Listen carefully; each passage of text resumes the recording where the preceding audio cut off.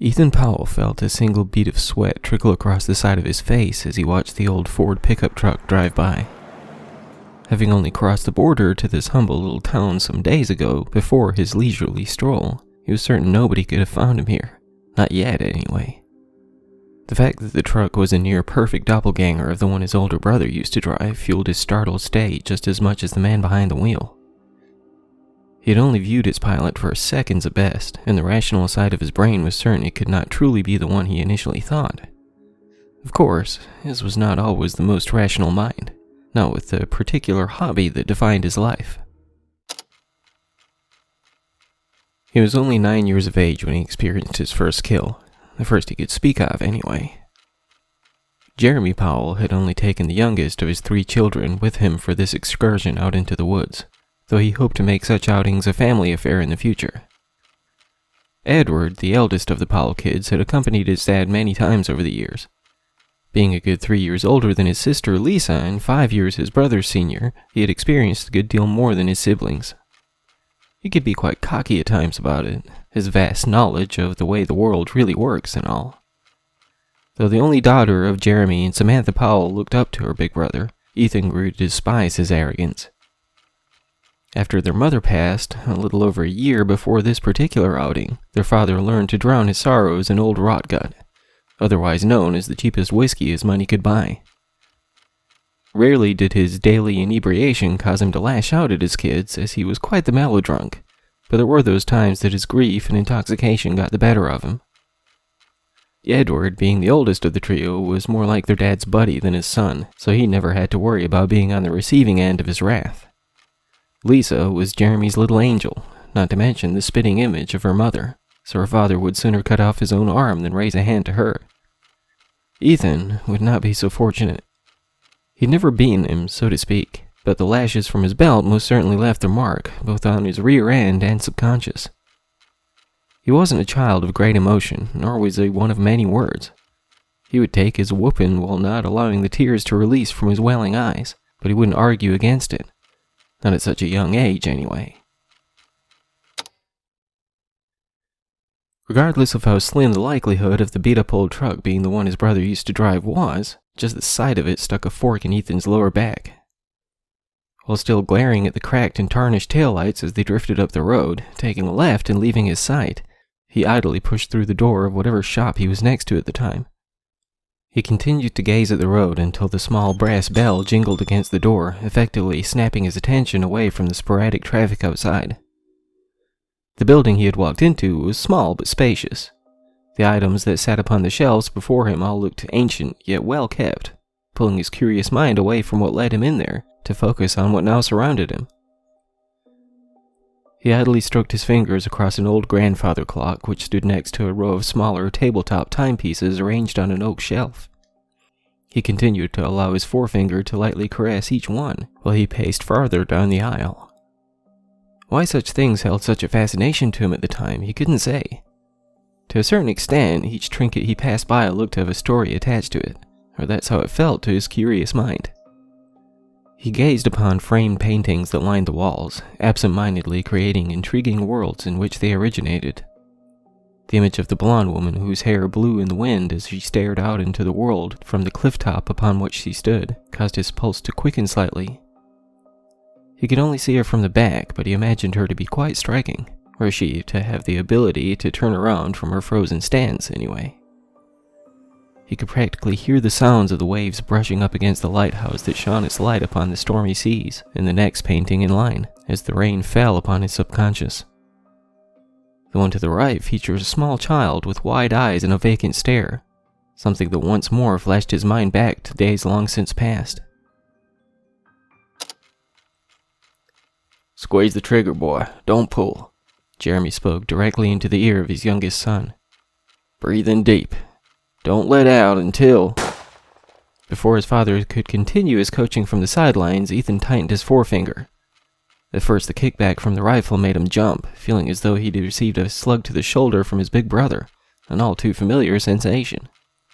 He didn't even notice the blood gushing from the wound he drilled into the unsuspecting buck at first, only the enthusiastic cheer from his father. When he once more turned his focus back to the task at hand, He felt almost loopy from the adrenaline rush. He couldn't have predicted such exhilaration from witnessing the large deer fall limp to the ground. "I knew you could do it, boy," Jeremy said, clapping his son across the back. "Woo-wee, I ain't never seen shooting like that from a first-timer." Though his heart still thumped against his sternum, Ethan had already returned to his default vacant glare. He had never been one to show a great degree of emotion, but this out-of-character pride from his father almost inspired his blank eyes to light up for the briefest of moments. The small child even offered his dad a smile for his efforts, something that almost caught the old man off guard for a second. It's not as though he never showed any kind of happiness, just not to a particular extent. While his siblings were often quite loud, running through the house playing hide-and-seek or cops and robbers and the like, Ethan had little interest in such things. He liked to read, solve mathematical equations, and plenty of other things the average 9-year-old had no interest in, but he saw himself as a thinker more than a doer, so to speak. It wasn't until his father led him to where his prey had fallen that he truly understood the one joy that would trump any of his other desires in life. He gazed into the wide eyes of the buck, feeling his pulse quicken even more than when he squeezed the trigger. As he glanced up to his dad to see the tears trickling down his weathered and wrinkled cheeks, he felt his own eyes begin to well up. Though the old man responded to this by wrapping his arms tightly around the son he had never before connected with, he couldn't know what had actually caused the boy to cry. Ethan continued to stare at the lifeless shell spurting blood across the forest floor, while his dad sobbed upon the bright orange vest his eldest son had grown out of some years back. "I'm so damn proud of you, kid," Jeremy said, rubbing his son's back. "Thank you, Father. I am too," the young boy replied, barely shifting the tone of his voice. "Are you looking for anything in particular?" The voice spoke from somewhere behind where Ethan gazed at the paintings. "No, sir. I'm just browsing."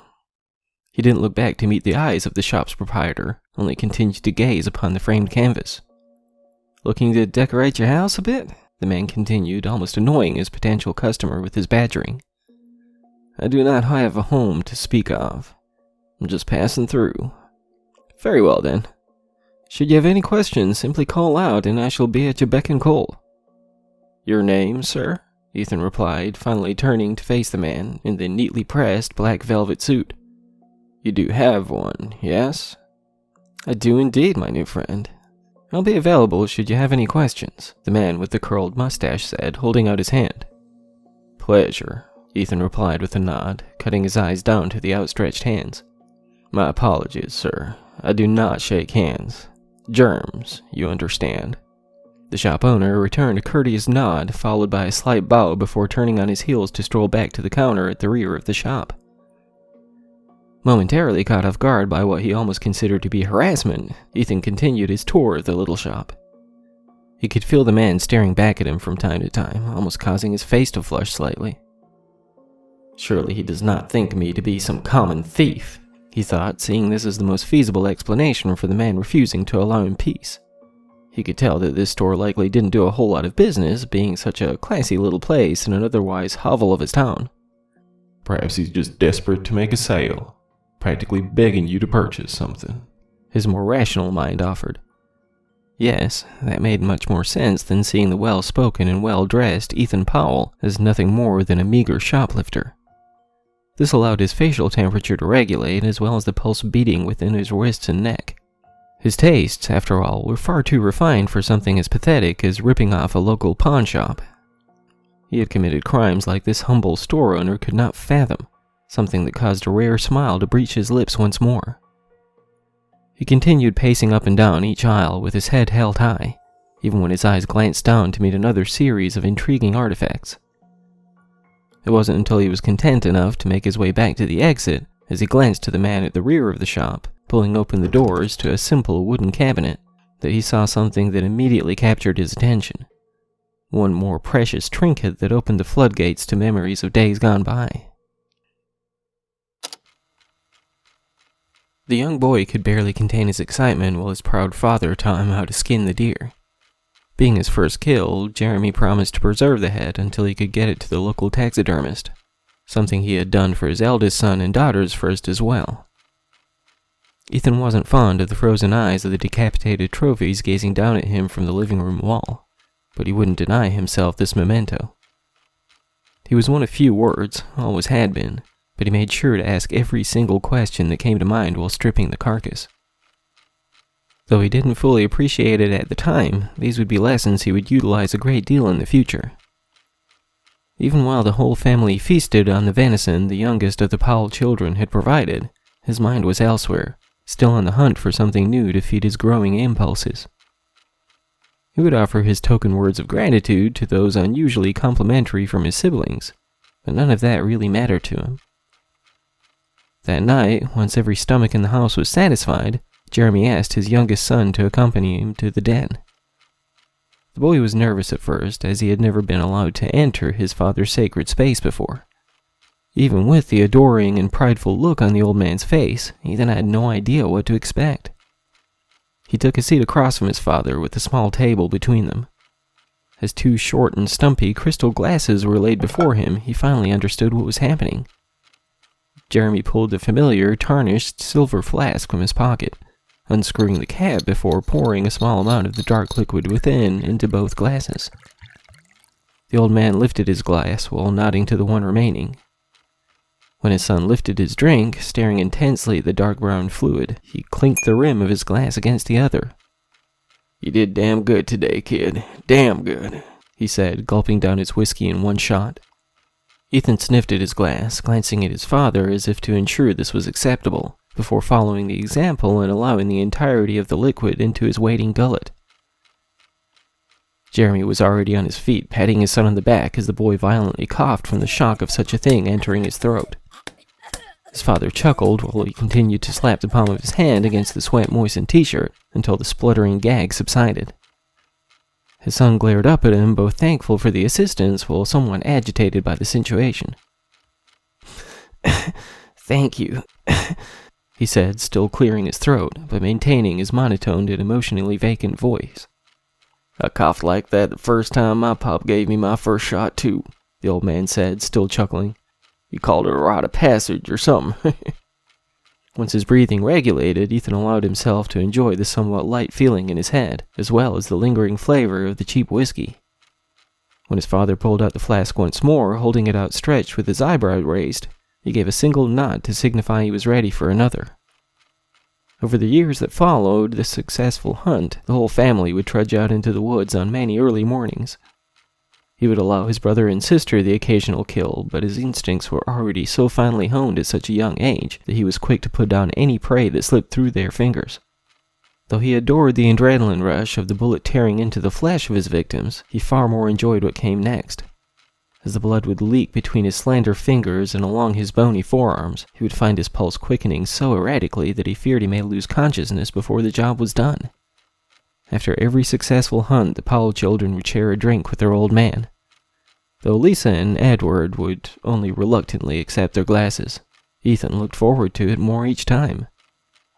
His older siblings did not have as refined a palate as himself, but he enjoyed the celebratory drink almost as much as the hunt itself. The small tarnished flask that sat upon the shelf was identical to the one his father used to carry. Ethan found himself standing beside the shop owner, gazing at the thing, mesmerized by the all-too-familiar object. "What is this?" he belted, not breaking his gaze from the artifact before him. The unusual man replied, seemingly having not noticed the approaching potential customer. "How did you acquire this?" Ethan asked, ignoring the question presented to him. "If memory serves, I came across that one in London." "No. This belonged to someone I used to know. Now, sir, how did you acquire this?" Ethan finally turned to face the owner of the curious little shop, while gesturing to the flask with a slightly trembling finger. "I'm afraid you're mistaken, my friend. If you'll allow me." The well-dressed man pulled a light blue handkerchief from the inner pocket of his coat, cupped it in his hand, and pulled the flask from the cabinet. Powell looked on it with his face reddening, instantly feeling rage tremor beneath his skin, while this unusual individual held out what he was certain to be his father's flask. "If you look right here," the man said, turning the small canteen upside down, you will see that the base is imprinted with a crest, yes? Ethan looked at the object and back to the eyes of the shopkeeper, still attempting to calm his quickened pulse. And? Well, this is a royal crest, my friend, as this once belonged to a somewhat forgotten member of England's royal family, you see? Ethan studied the man, allowing his breathing to regulate. Though he couldn't deny that he had no recollection of seeing such a brand on his father's flask, he was uncertain if he had ever examined it in this much depth. The more the man before him attempted to explain the origins of what he held, the more he took in the little details of the thing. While at first it had looked identical to the one that provided him the frequent taste of cheap whiskey, he could now make out subtle inconsistencies. A blemish here, a missing scratch there, little things that he remembered from his youth that were not present upon the article he now gazed upon. A forgotten member? If so, how can you know of him? Well, Mr., the shop owner replied, attempting to receive his customer's name for a second time. Jameson, Ethan replied. Jack Jameson. Mr. Powell had used this alias inspired by his father's love of whiskey for some 20 years or so, while the brands that lent their names to the false moniker he adopted would only grace his old man's gullet on those rare occasions he could afford something better than old Rotgut. He thought it had a nice ring to it. You see, Mr. Jameson, the man continued, barely missing a beat, I am something of a collector, not of simple baubles and trinkets, but stories. And this flask? This flask, my new friend, is said to have belonged to one of the most infamous killers in history. None other than the legendary Jack the Ripper. The two gazed at each other, both wearing a similarly subtle grin. It may be no coincidence that this particular object caught your interest, Mr. Jameson. Given your forename, of course, he said, allowing a smile to widen. Naturally, that's the only thing you have in common with its previous owner, after all. It was only 2 weeks after receiving his own rifle for his 13th birthday when Ethan Powell finally gave in to the desires which had been building since his first kill. A surprise storm had prevented the planned hunt the day after celebrating him becoming an official teenager. Responsibilities and a handful of other reasons had gotten in the way of being able to plan the next excursion out into the woods after that. Whether it was the constant badgering from his older siblings or the indifference of their father, the young boy found his patience with them waning. Granted, his old man had a busy work schedule at his factory job, as did Edward at a local shop, now that he was saving for wherever life was to lead him after high school. Lisa had little time for either of her brothers, as her only concerns were with her friends and her ever-changing series of boyfriends. Ethan could not deny that his sister had grown into quite the striking young woman, though he would never allow her to hear that from him. He had never given much attention to the opposite sex, as his passions were leading him on a different path. Still, the changes his body was going through caused his normally focused mind to stray from time to time. Perhaps that was a factor in his transitioning from a socially distant yet intelligent boy to what lay just around the corner for him.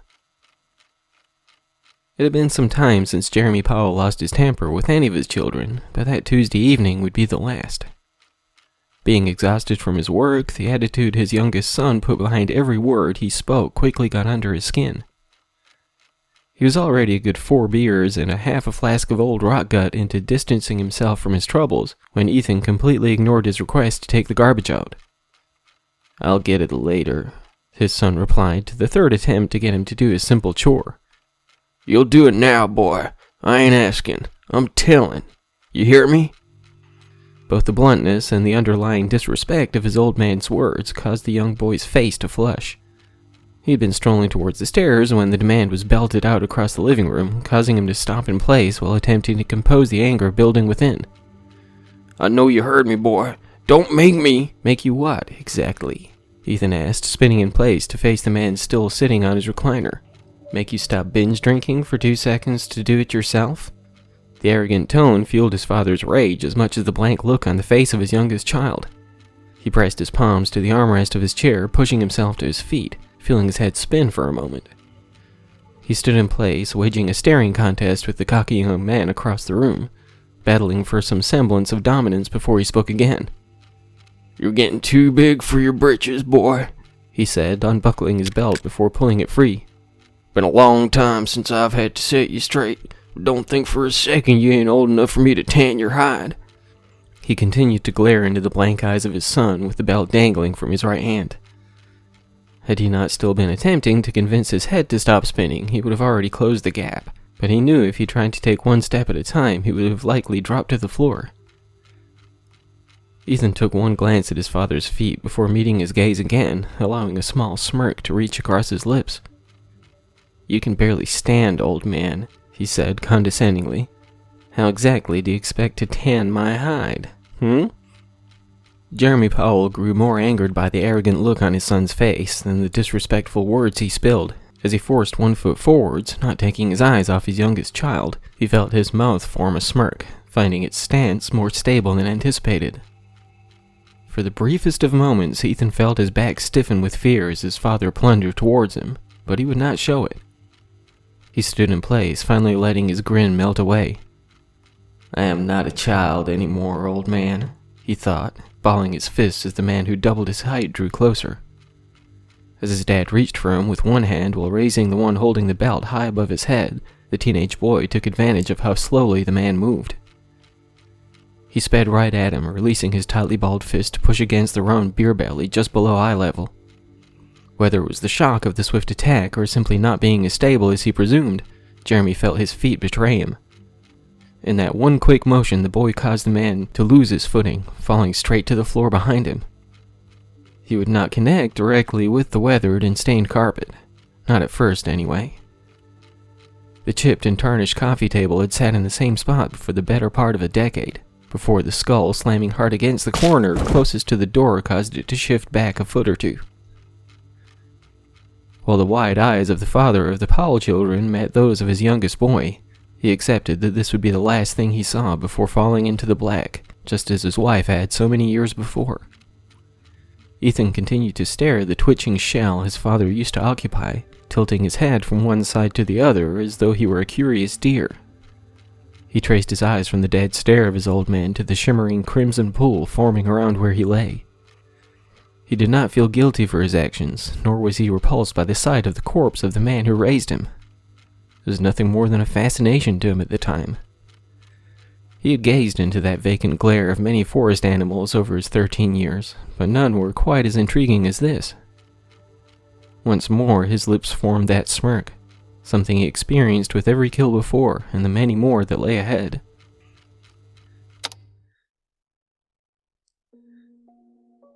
Ethan blinked from the old flask to the annoyingly friendly face of the shopkeep, seeking meaning behind his words. Why would he choose to say something like that? He thought, attempting not to reveal the gears spinning inside the skull of the well-spoken shopkeep. Could he know that I share a similar passion to the legendary Ripper of Whitechapel? He's never laid eyes on you before this day, his rational mind argued. Stop being so paranoid. He's simply trying to sweeten the pot. He continued to study the unblinking eyes of the man who still clutched what he had presumed to be his father's flask between his fingers and handkerchief, unable to get a read on the unusual individual. Ethan always had a talent for being able to understand what was going on behind the gaze of those he looked upon. It was a talent that aided him in his craft, being able to get into the mind of his prey. The mysterious shop owner, however, was a nut he couldn't quite crack. Would you be interested in purchasing this item, Mr. Jameson? I understand if the grim nature of its previous owner is something of a deterrent, but I assure you it has been thoroughly cleansed. The unusual man offered a slight chuckle with his words, inspiring the would-be Jack Jameson to return a smile. He glanced back to the tarnished flask, maintaining his light grin and holding his hand out to retrieve the curious item. Once the man in the velvet suit placed it into the waiting palm, Ethan felt the cold metal react with his flesh in a not unpleasant manner. He turned it from one side to the other, upside down to further inspect the crest, and back to face him from the side once more. He unscrewed the lid, holding the open vessel to his nostrils, closing his eyes as he could swear the familiar scent of old Rotgut spilled from within. Momentarily stunned, he took a second sniff, to find nothing more than fresh oxygen greeting his senses. He gave a slight chuckle, both at the memory of those first drinks he shared with his father, as well as the silliness of allowing his imagination to get carried away.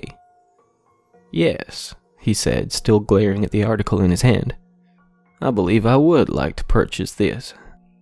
"Would you like to know the cost before making a final decision?" the man asked, maintaining his grin. "Given his history, I'm afraid it is." "The price does not concern me," Ethan said, interrupting the words of the surely common salesman. He had little doubt that the strange individual was pulling his leg with his claims of his previous owner, but money had never been a problem for him. Not for quite some time now. "What the hell happened?" Lisa Powell asked, having sprinted down the stairs to see what the commotion was. "Oh my God, Daddy!" She ran to her father's side, kneeling in the fresh pool, still growing wider. Rubbing his face while shaking him softly, she begged him to wake up.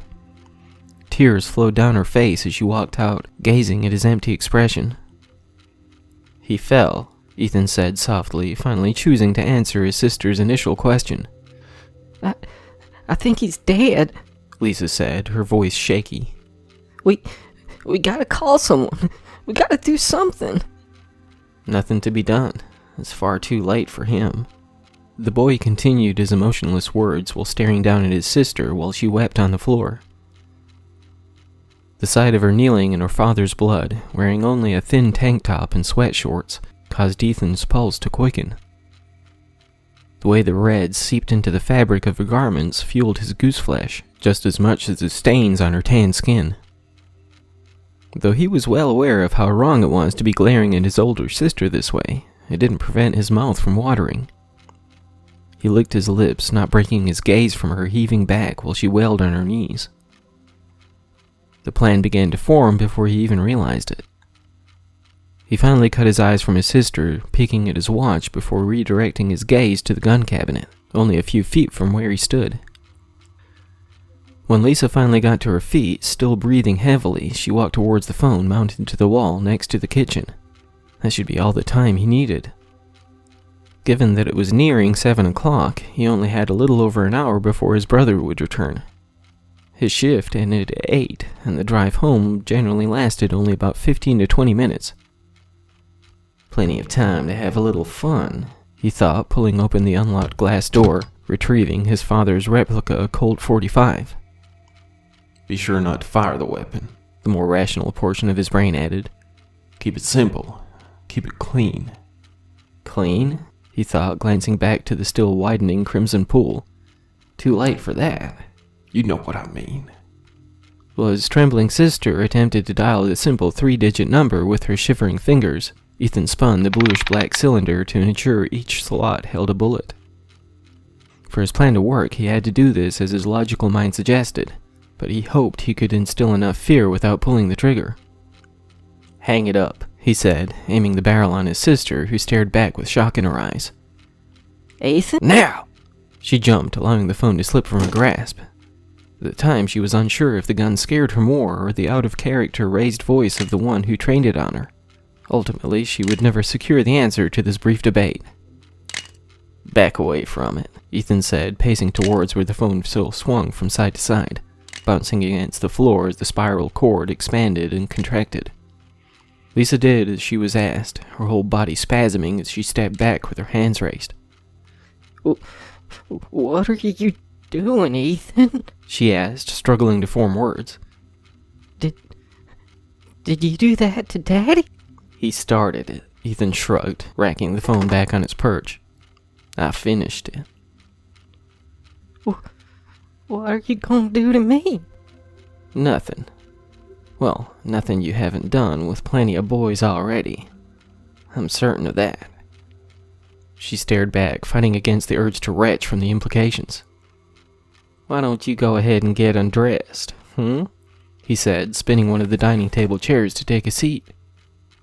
"You're fucking sick," she barked, spitting with the words. "Strip, you filthy whore!" As those words slipped his watering lips, he felt his previously still extremities begin to shudder with anticipation. "Now!" he belted, cocking the pistol. Lisa jumped, certain she would be shot dead any second.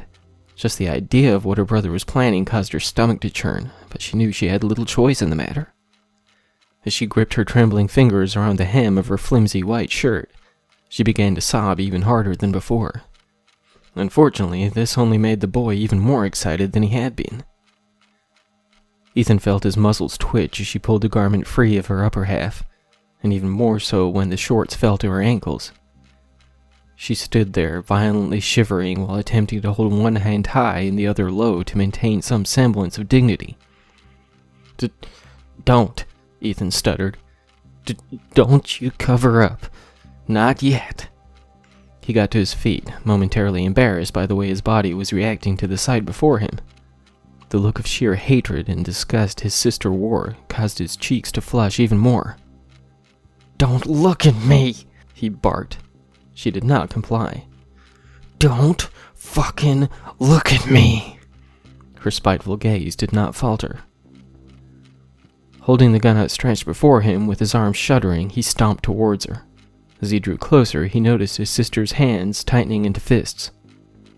For a second, he considered abandoning the plan and shooting her dead right here and now, but that would ruin everything.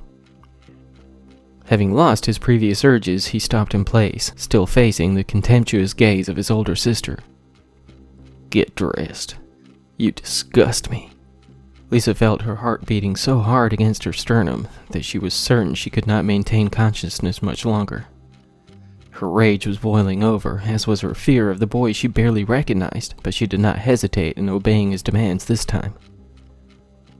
By the time she raised back up, pulling her shorts securely back in place, she had no time to react to the knife being plunged into her midsection once, and once again. In those seconds before her rapid descent into oblivion, she glanced over to the knife rack right beside the kitchen sink, now missing the one that pierced her flesh over and over. Why? Was the last word she was capable of speaking before the agony gave way to something almost blissfully light. When the proud new owner of the silvery and tarnished flask set foot back on the sidewalk outside the little pawn shop, he had already forgotten about what initially sent him inside. He had turned down the shopkeeper's offer to box up his new artifact, choosing to slip it in the pocket of his coat. Though he had a certain fondness for old Rotgut, he stopped by one of the numerous local liquor stores to pick up something with a bit more class. He would still sample the dirt-cheap whiskey from time to time, but he favored something smoother.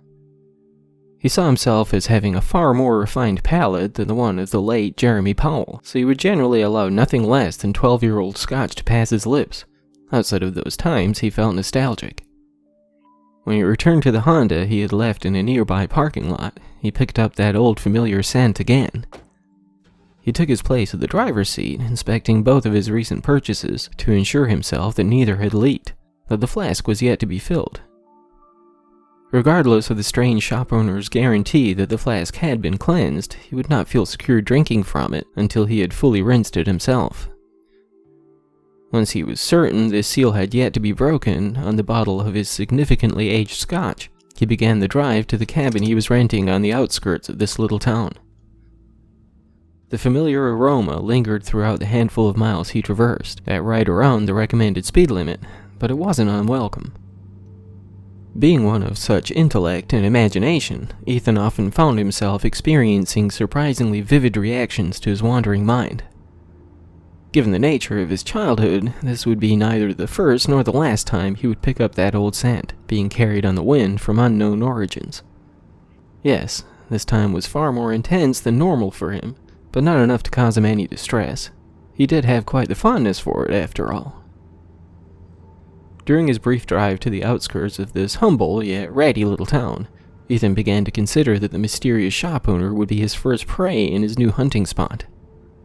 Whether or not his remarks were indicative of any insight into how Jack Jameson passes his hours away or not, he did seem an arrogant sort. Perhaps he could relieve him of a few of his interesting belongings after his work was done. It's only fair with how much he charged me for such a simple trinket, he thought. You didn't have to buy it, the more rational side of his brain argued. And have him think me a pauper? I certainly could have bartered with the infuriating man, but that would have left him the victor.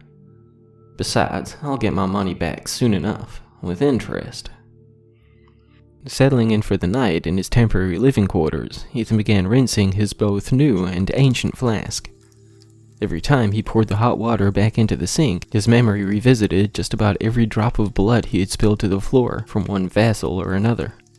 He offered a smile to the imagery flashing before his mind's eye, even those of the lone incident of his own fluids soiling the stained and weathered carpet. Glancing from the spasming corpse of his sister to the clock on the wall, Ethan knew the time was running short. Of course, for everything to go as planned, he would have to be certain the timing was perfect. Time had flown more rapidly than he had expected, while he enjoyed his previous task so much, leaving him maybe a half hour to have everything in place for his brother's arrival. He would occasionally arrive back home substantially later than expected, having spent time with friends or romantic interests after leaving his job. Fortunately, his recent breakup should all but guarantee his lack of desire for any such social interactions. Edward had been moping around the house these past few days, and he had surely been of that same mindset at his place of employment. Taking one last glance at the knife protruding from his sister's leaking corpse, Ethan wiped down the revolver and placed it back in the gun cabinet, just where he found it. He'll see Father first, he thought, tracing his eyes from his lifeless old man and up to the door. That goes without saying, his rational mind insisted, inspiring him to roll his eyes at his sarcastic thoughts. Taking note of where Lisa had knelt in the crimson puddle, leaving a trail leading to her body in the kitchen, he hoped this would not raise any eyebrows. It'll take him a minute to notice that. He'll be in shock, seeing Dad like that. He'll cry, try to resuscitate him perhaps. 5 minutes at most. Then he'll follow the trail. He paced onwards, attempting to mimic the predicted actions of his brother. This'll hit him harder than seeing Father. He'll assume the old man tripped, likely being drunk and unstable. This one is no accident. He stood in the doorway, gazing at the vacant husk of human flesh once more. He won't take as long on this one. The shock'll hit him like a sock to the jaw, but he'll think someone broke in and killed her. That may still be in the house. He walked back to the cabinet, being sure to avoid stepping in any specks of evidence. Yes, he had his sister's blood all over his shirt, but he didn't have time to dispose of his clothing, not in a manner that wouldn't be discovered. If his plan was sound, he hoped this would not be a problem for him. Ed prefers a rifle, but he won't want to risk a longer weapon hitting the wall if he had to act fast. He glanced from one rifle to the next in line, and the handful of pistols on the bottom shelf. Automatics can jam. He won't want to risk it. Not if he wants to be sure. He smirked at the replica Colt he had returned only moments before. Yes, that's what he'll use. Won't matter if I didn't wipe it down well enough with his prints on it. He walked to the staircase that led to the second floor. His room was on the very back of the hall at the top. Father's dead. Lisa's a goner. He'll want to check on me as well. He'll move slowly, keeping his wits about him. As the killer is still here, he can't risk getting too hasty. He reached his bedroom door after acting out the entire scenario. Taking one final glance at his watch to see that only 9 minutes have passed by since he began his walkthrough, this left a little more than a quarter of an hour before he should arrive. The scene was set, but he would have to act quickly as soon as he saw the lights of his brother's truck approaching. He flipped off the lights, taking one last mental note of any blood spatter he could not risk trudging through. Surrounded by darkness, he took his place next to the phone, wrapping his fingers around it. Glancing back at the hilt of the blade still embedded in his sister's gut, he knew he'd have to move quickly. With the time to act drawing closer by the second, Ethan felt his fingers tingle with a shudder of anticipation. When the time Edward would normally arrive came and went, the blood-covered teenage boy began to feel his heart racing. What if he's late? He's already late, dingus. But what if he doesn't get here soon?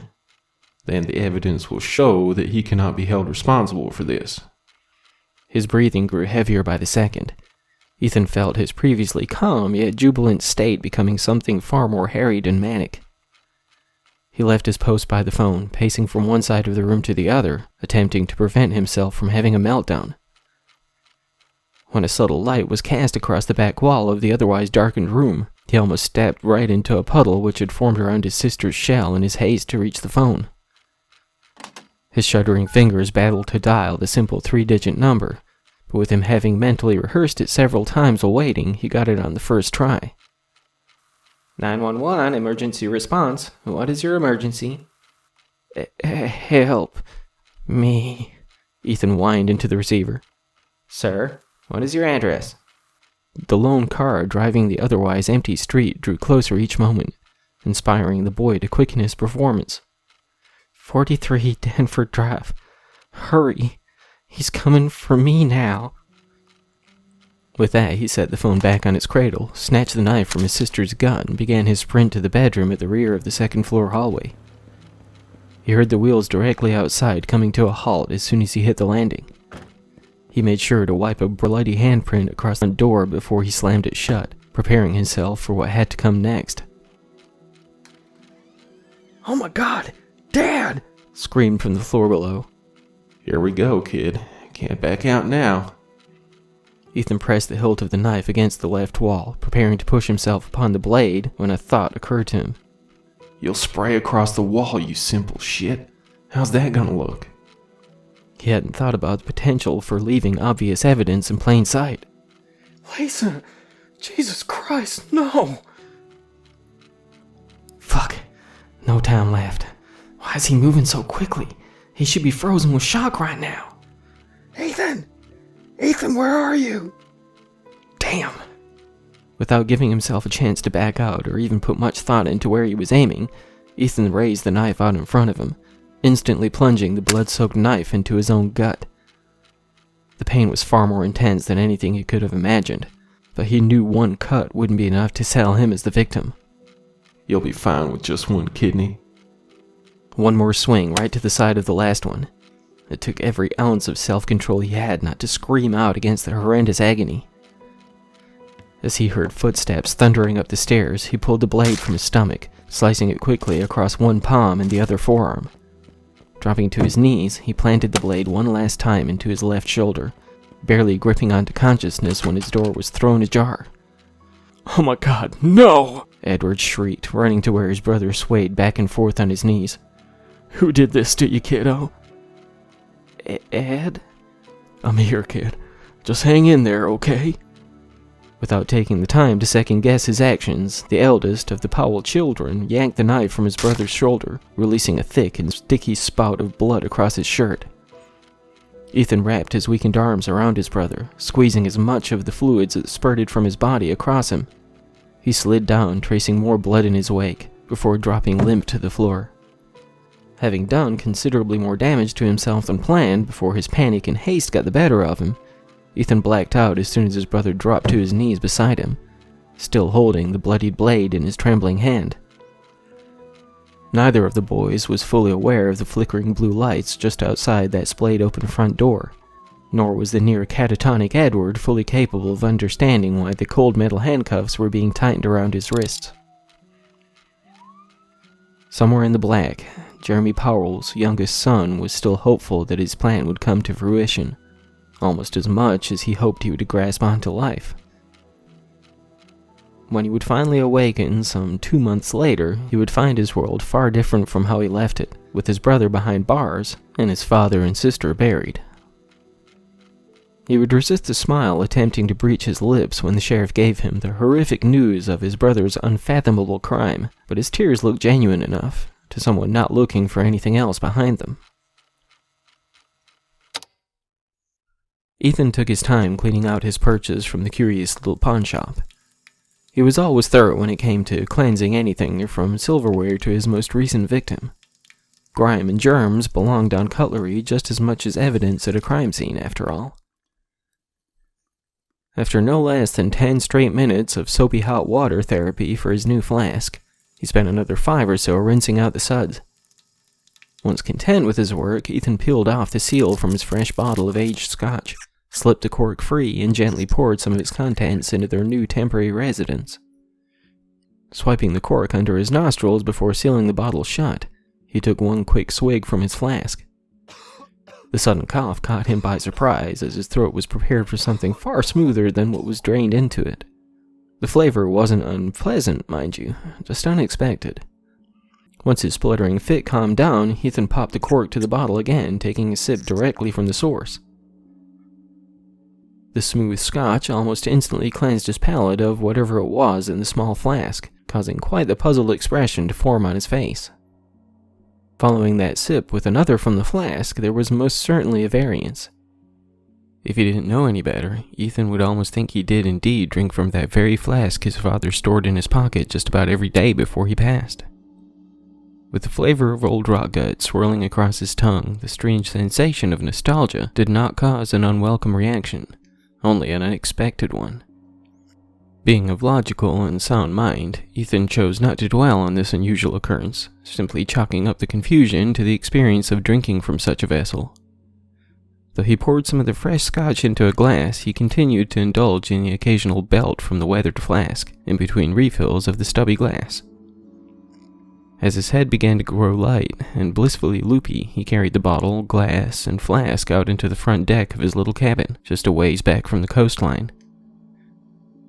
He gazed up to the long-since darkened lighthouse some miles in the distance, pondering whether or not that could be the prime location for his first kill in this dilapidated little town. Perhaps a certain shopkeeper would like to visit the old place with you, bring a little life into the old thing. And then snuff it out.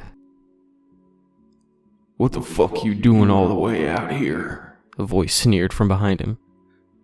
Turning to see only the exterior wall of the small cabin, Ethan took an accusatory glance at the half-drained bottle of aged scotch on the table to his left. "Hello," he called, darting his eyes from one side to the other, pressing his palms to the armrest of the simple rocking chair. "Who's out there?" With only the distant sound of the waves brushing the shore replying to his voice, he was certain he was simply hearing things. "Old Rotgut gets the wheels spinning, that's all." It always did. Each time he would sample its flavor over the years, it brought a different sort of inebriation than the good stuff.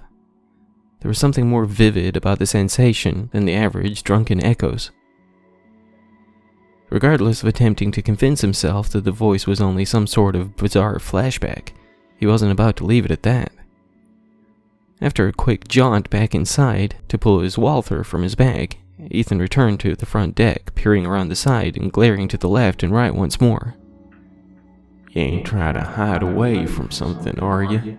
The voice whispered in his ear as he descended the steps from the patio.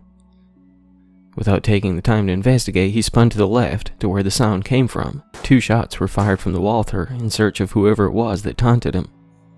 Once more, he saw no trace of anyone. No footprints in the sandy dirt around the little cottage. No evidence of anything around him other than the sporadic trees. Nothing that would have a voice with which to badger him. Someone's fucking with you, his rational mind called out in an attempt to slow down his quickening pulse. But how? Maybe there are speakers set up around the cabin. Ethan was quick to investigate the claims of his inner bargaining, practically tearing apart everything not bolted down. He tipped the chair he'd previously been sitting in, shattered the bulb of the lone light above the door, and even flipped over the unassuming welcome mat. Once he cleared the exterior of the house, he began on the interior. Within a little over an hour, after the quaint little cabin looked as though a veritable hurricane passed through it, there was no trace of any manner of something that could have provided the disembodied voice. The drink got to you, kid. Only thing that makes sense. That wasn't enough. Not for Ethan Powell, the man who had butchered men and women alike across 7 states on his way to this one. Were he a man with nothing to hide, perhaps he could let this rest. But he was one of many secrets. No, I gotta investigate further.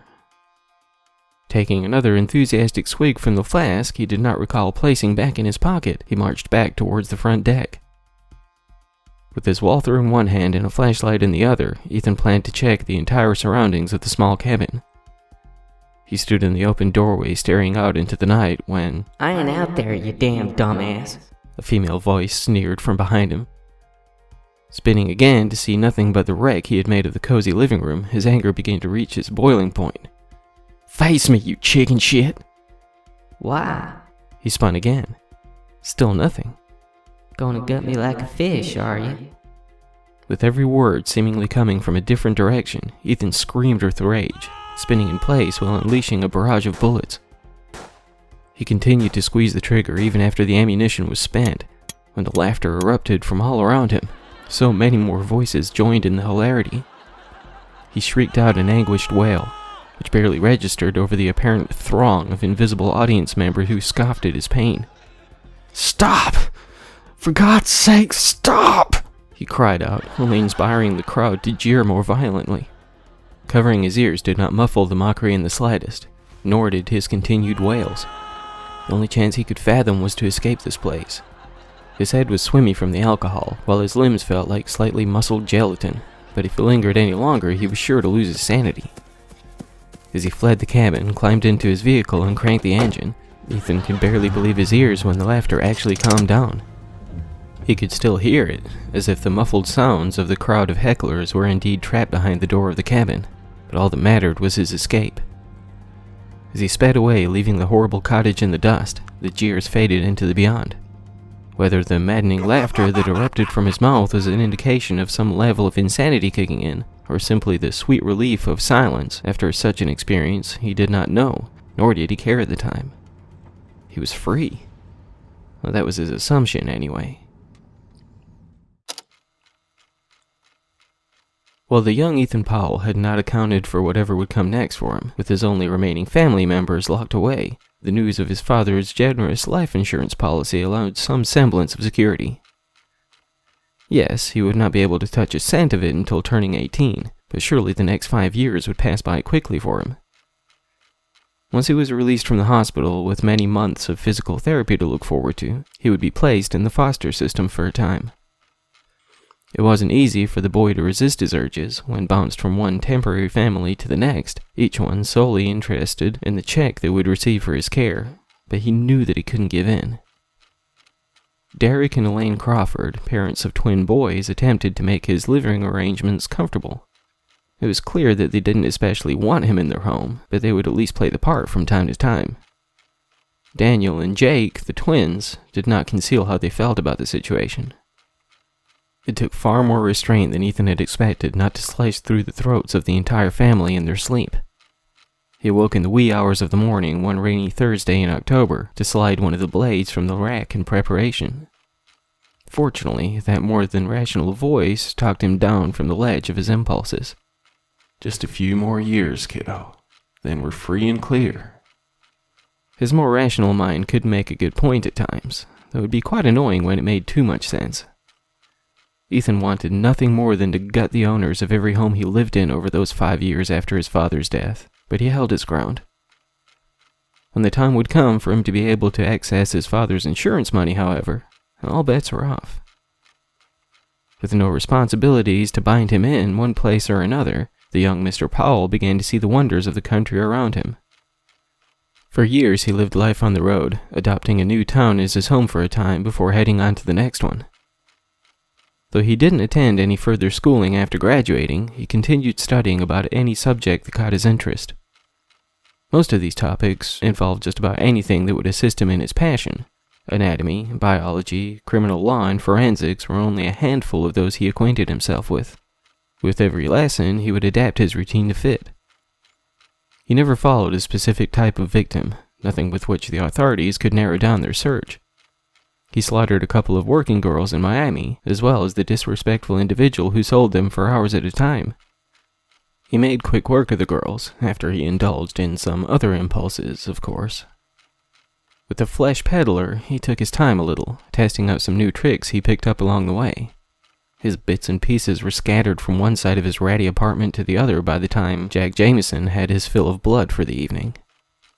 He could only imagine the reaction of whatever poor bastard was the first on the scene for that one, something that inspired quite the satisfying belly laugh from the cross-country killer. After Florida, Ethan skipped over his home state of Georgia, heading straight for Tennessee. A bartender who took far too long to serve Mr. Jameson was the first of many across that state. A few tone-deaf karaoke singers were next, a snarky elderly librarian, and some middle-aged man who gave him a look he didn't care for after that. He could never predict who or what he would look for in his next victim, but his plans would form quickly when it came to him. With several states crossed off his list over the decade that preceded his visit to the little town of Grady, Mr. Powell thought it best to seek out a more humble venue for his next performance. While authorities were still baffled by the identity of the madman, he was beginning to feel their breath on the back of his neck, so to speak. While there was little in common with each of the 57 people he had laid to rest over the years, he had gotten sloppy a time or two. A portion of a fingerprint here, an eyelash there, perhaps. Maybe it was just his paranoia, given his chosen profession, that fueled his need to get away from the more bustling areas, but even his rational mind agreed this would be for the best. He had never heard of this little seaside hole in the walls of the world until his headlight shone upon the city limit sign. It may have been little more than the hours on the road that inspired him to pull over to a nearby truck stop to inquire about lodgings in the vicinity. After being directed to a realtor in a somewhat larger town some miles away, they spoke of many rental properties they had spanning both the coastline and further back from the little town that caught his eye. After arranging a small cabin just a ways back from the ocean, Jack Jameson set his sights on the denizen of this shitty little slice of America. Surely such a rat hole as this has plenty of people in need of killing. Speeding across that forest-lined back road, Ethan knew that he should let up on the pedal a bit, especially in his inebriated state. As he attempted to release the tension of his lead foot, he found it to be resisting his will. Cool it already. We're not going back there anytime soon. As the needle slowly drifted back from the 70 miles an hour he had reached, he let out a trembling sigh. Reaching into his back pocket while settling back down to a more comfortable speed, he pulled the flask out to calm his quickening pulse. With the familiar liquid burning the inner wall of his throat, he felt the trembling of his fingers begin to subside. I should have grabbed a bottle before I left, he thought, inspiring a light chuckle. Had he screwed the lid back on after taking that lone sip, he may have noticed the dark figure on the road sooner. As it was, he was tipping the flask to his lips once more before he saw it standing in the dead center of the lane he was traversing at the time. If nothing else, having slowed down substantially made the impact with the tree he veered into after dramatically cutting the wheel far less jarring. Peeling himself back from the windshield on which his forehead had collided, Ethan briefly considered that he should have buckled up before speeding away from the cabin. With his head pounding and blood steadily trickling down from the open wound, it took him a moment to recall what forced him off the road in the first place. "They found me," he thought, ducking down in the seat he had only just flipped back to. There's no fucking way anyone around here found you. Get your head straight already. He raised up, glaring through the passenger side window to see no trace of that shadowed figure from before. Absent-mindedly, he reached for the flask, which had practically flown from his hand as he jerked the steering wheel to the left. Paying little attention to the fact that it was laying open on its side on the seat beside him, he took in yet another mouthful of the liquid within.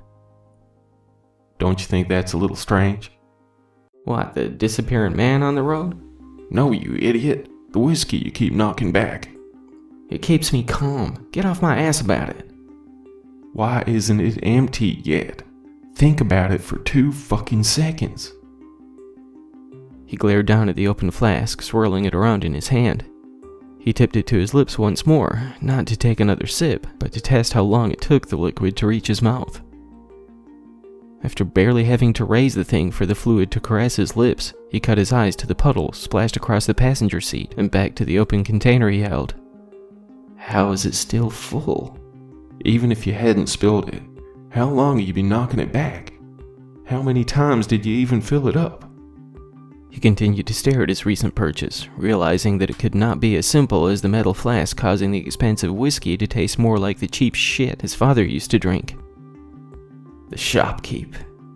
Yep, that son of a bitch drugged us. But I cleaned it. How the hell? It doesn't matter how he did it. It only matters that he pays for it. He turned the key, instantly causing the engine to rumble again. The front end took a decent hit, but the engine wasn't shot just yet.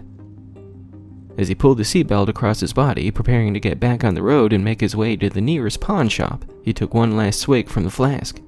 Stop that! For fuck's sake, man!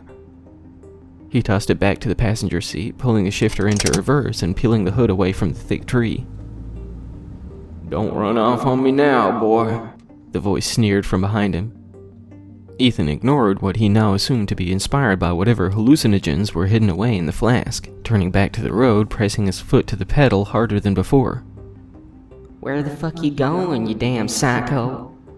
He cracked the window to allow fresh oxygen to circulate him. Not only did he hope to clear his senses of whatever drug was coursing through his system, but his head still thumped as though the wide trunk of the tree were beating against it every second or two. "You think you can escape me, boy? You think I'm all you got to worry about?" "You're not real," Ethan stated to the voice that grew more familiar with every word. I don't believe in ghosts." Don't matter. The light and almost joyful female voice spoke from his right. We believe in you. When two more shadowed figures appeared before him, he pushed the pedal harder, tearing right through the pair. They burst into a cloud of dark smoke, which spiraled and spun around him, even as he pushed far beyond the speed limit. He would not be distracted from his mission. Nobody could talk Jack Jameson down when he had killing in mind, not even the false shadows of the long since dead. Even when the smoke shot through the open window, encompassing the entire cabin of the car within seconds, Ethan would not take his eyes off the road.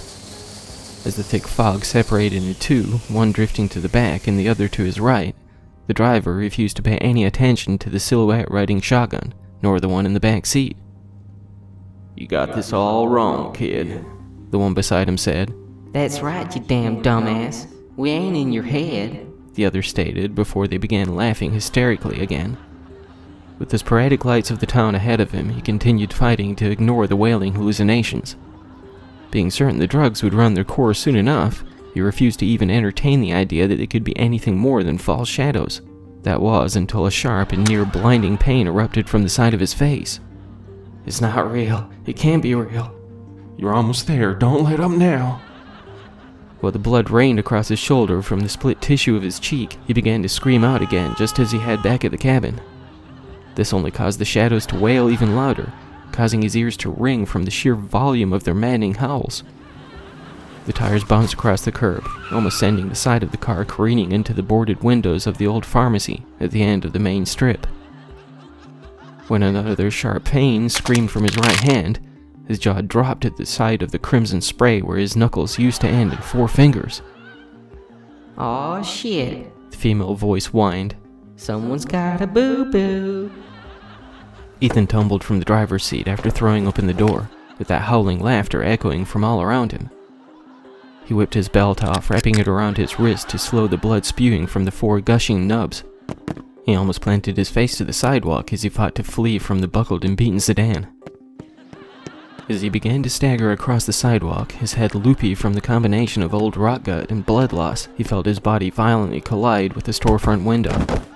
Ethan screamed out against the pain of his torn cheek making contact with the glass, sending him back to the concrete below his feet. "Damn it, boy. You can't handle your liquor for shit," the voice jeered from beside him as he pushed back from his ground, wincing as he pressed his oozing stumps against it. Why, you ain't never had a drink before? The other sneered in between her wailing laughter. Ethan crawled across the ground before stumbling back to his feet, still attempting to charge across the sidewalk in search of the strange little pawn shop.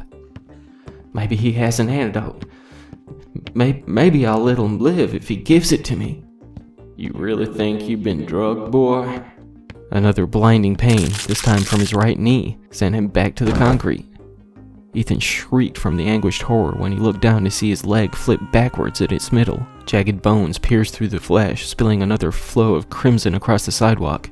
"Keep going." Ethan still fought against the agony, pulling himself across the ground with his fully fingered right hand, while pushing with the foot that still had feeling.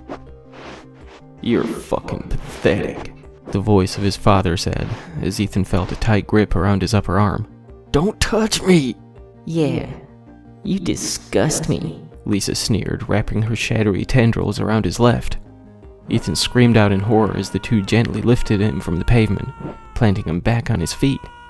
He continued to squeal, even after lifting both hands to his field of vision, seeing 8 fingers and 2 thumbs, with not a speck of blood in sight. Standing there, shivering from head to toe, gazing slack-jawed at the emaciated and decayed faces of his father and sister, Ethan felt little more than a child in their presence.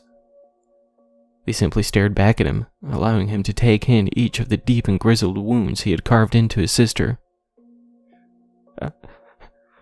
I'm sorry. I'm so fucking sorry for what I did to you. To both of you. Both gave him a warm smile at these words, something he never could have predicted. Perhaps the shopkeep had pure motivations after all, he thought, allowing his lips to form a gentle smile in return. No more death. It's time to... His thoughts were cut short when the corpses before him snatched him up by the arms once more, spinning him in place to look upon what approached from behind. The large, muscled man who charged right at him wore a far more weathered and time-worn face than he remembered. Under different circumstances, Ethan Powell would have never been caught off guard. He was careful, almost to a fault. He was meticulous in his preparation for things both expected and unexpected. For every angle that stood between him and his goals, he would have a plan in place.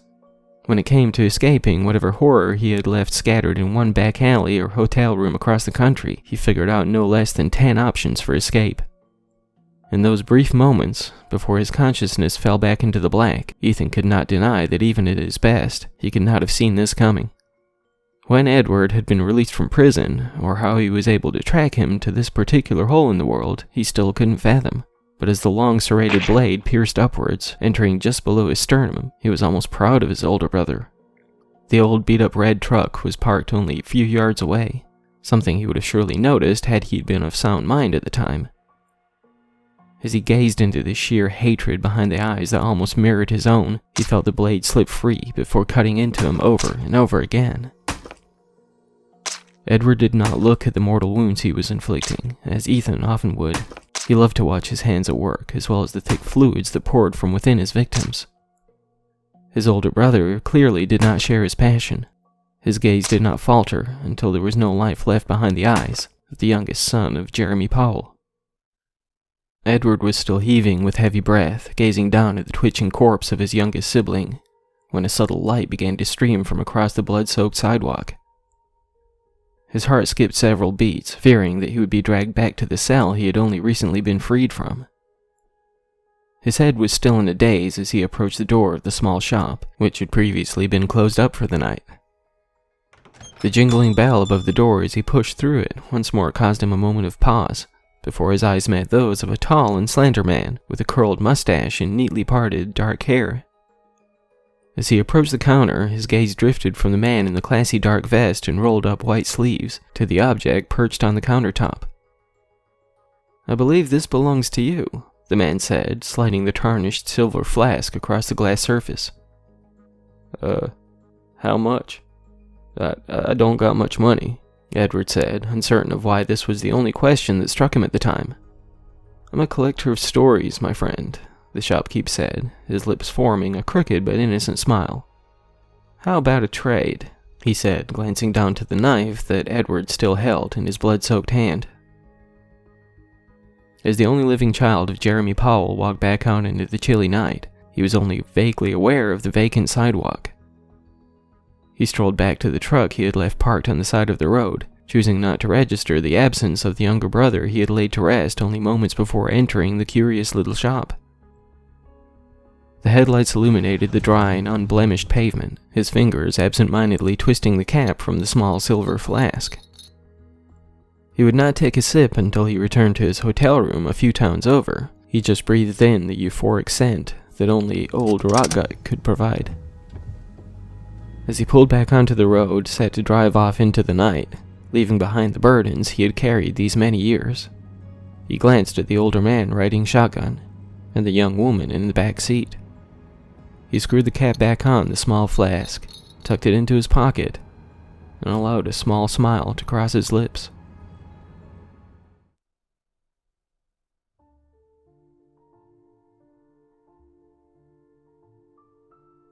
After the door to the little pawn shop was locked up for the last time in this pleasant, if somewhat downtrodden town, its owner made certain to fully cleanse his new artifact. As the final droplets of the late Mr. Jack Jameson's blood was rinsed away, the slender and well-dressed man admired the craftsmanship of the old hunting knife. Once he was secure in the fact that not a single blemish remained, he paced between the aisles, approaching his simple wooden cabinet. Pulling open its doors and resting the blade upon the red velvet cushion he had handpicked for this very object, he took a single step backwards to appreciate how nicely the crimson complemented the silver. "I cannot wait to meet your new owner," he said, a mischievous smirk lifting the left curl of his mustache. As he lifted his arms to close the doors back shut, a quick wink reflected in the polished metal of the hardened steel. "Farewell, Ethan Powell, and good luck, and whatever awaits you next."